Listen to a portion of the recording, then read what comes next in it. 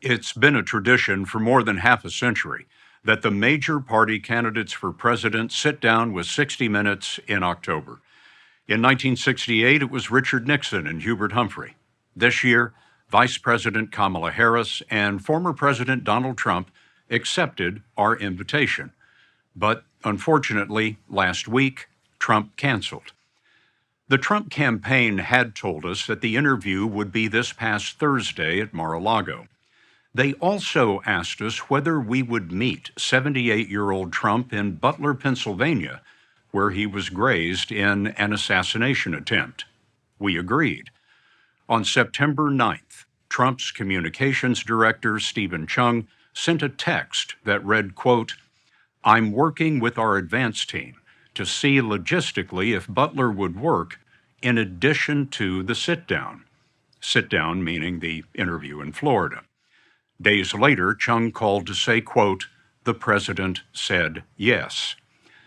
Then, a week ago, Trump backed out. The campaign offered shifting explanations. First, it complained that we would fact-check the interview. We fact-check every story. Later, Trump said he needed an apology for his interview in 2020. Trump claims correspondent Leslie Stahl said in that interview that Hunter Biden's controversial laptop came from Russia. She never said that. Trump has said his opponent doesn't do interviews because she can't handle them. He had previously declined another debate with Harris, so tonight may have been the largest audience for the candidates between now and Election Day. Our questions addressed the economy, immigration, reproductive rights, and the wars in the Middle East and Europe. Both campaigns understood this special would go ahead if either candidate backed out. Now, while the media goes on and on and on about how Kamala Harris isn't sitting for any tough interviews, let's take stock of where we are right now. Kamala's done 60 Minutes, arguably the toughest interview show there is. She's done Call Her Daddy, born out of Barstool Sports, which skews heavily conservative. She's done The Howard Stern Show, which has been a safe space for Donald Trump himself for decades. Meanwhile, Trump has bailed on a 60 Minutes interview. He refused to accept CNN's October 23rd debate. His interview schedule this week is, Ben Shapiro, Laura Ingraham, and Hugh Hewitt? And Kamala's the one who isn't doing tough interviews? Just in case you were looking for the textbook definition of projection, here you go. Now, in terms of Trump's excuses here, notice how he whines that the interview would be fact-checked. I know we've become inured to Trump saying that fact checks are off the table, but can we just step back for a moment and go over this? The Republican nominee for President of the United States won't do an interview if he is not allowed to lie with impunity? Where have we fallen that being able to lie is the sole qualification for sitting down and having an interview? And let's be clear, the rot is pervading the entirety of the GOP. You might remember this moment from the VP debate. Thank you, Governor. And just to clarify for our viewers, Springfield, Ohio does have a large number of Haitian migrants who have legal status. Temporary protected status. Well, Margaret, but thank you, Senator. We have so much to get to. Margaret, I think it's important because we're going to turn out of the economy. Thank Margaret, you. The rules were that you guys weren't going to fact check. The Republican ticket and party have devolved into a bunch of whining babies who lash out whenever anybody in the media dares do their own job and call out their blatant lies. These Republicans are essentially just saying, hey, hold on, you said we wouldn't get called out when we lie. Now, the next point that Trump brings up to serve as some tepid excuse for why he won't do any interview where the host isn't groveling at his feet is that Leslie Stahl owes him an apology for 4 years ago for saying that Hunter Biden's laptop came from Russia, which, by the way, is not what Leslie Stahl said. What she said was that she couldn't litigate the Hunter Biden laptop story without having all the facts. Now, eventually the facts came out, and the Republican House Oversight Committee investigation concluding in April 2024 did not find wrongdoing by Joe Biden with regard to Ukraine and his son's business dealings. The House Oversight Committee chair is James Comer. You think that if James Comer found wrongdoing, he wouldn't try to impeach Joe Biden with it? He is still the chair right now. If Biden did something wrong, impeach him. Republicans have the majority. The fact that they won't is all the proof you need that the Hunter Biden laptop story is a dud.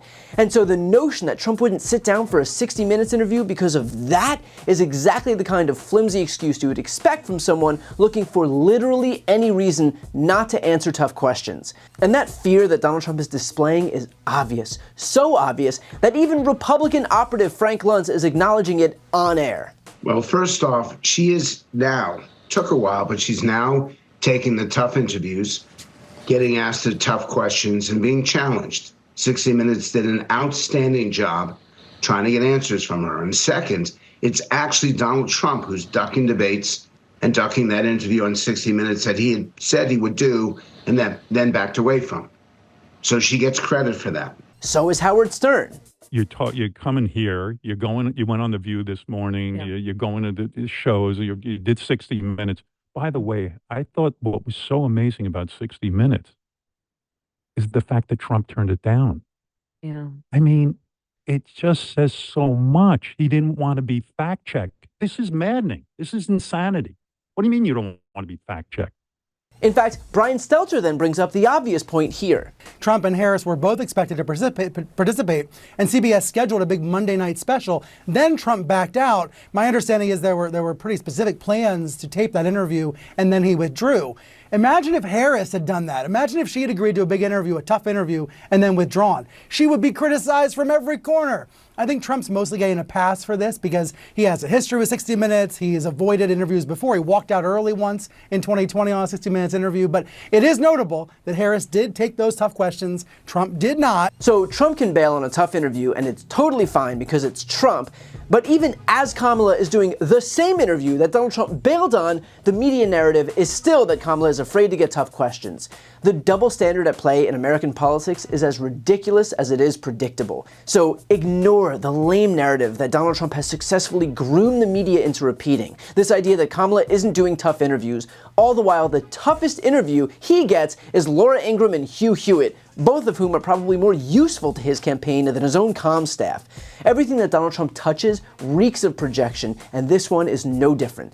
This is how Donald Trump and his team try and hide the fact that he's not doing tough interviews, by claiming that in fact it's Kamala who's scared. Just like how he didn't try to steal the election, Joe Biden did. He didn't try and wage a coup, the Democrats did. He didn't try to weaponize the government, Kamala is. Donald Trump's goal is to obliterate the very concept of truth, and he does it with projection. And the sad part is that a good portion of the media buys it. But at this point, it doesn't look like his excuses are working anywhere, and the reality is starting to set in. Donald Trump is too scared to defend his own positions. Before you go, just a quick note, if you'd like to see more of my content, which is always free of advertising, sponsorships, and paywalls, please make sure to subscribe to this channel using the subscribe button right here on the screen. And if you'd like to support my work even further, you can grab a copy of my instant #1 New York Times selling book, Shameless, available for sale right now. That link is also on the screen. Thanks so much for watching.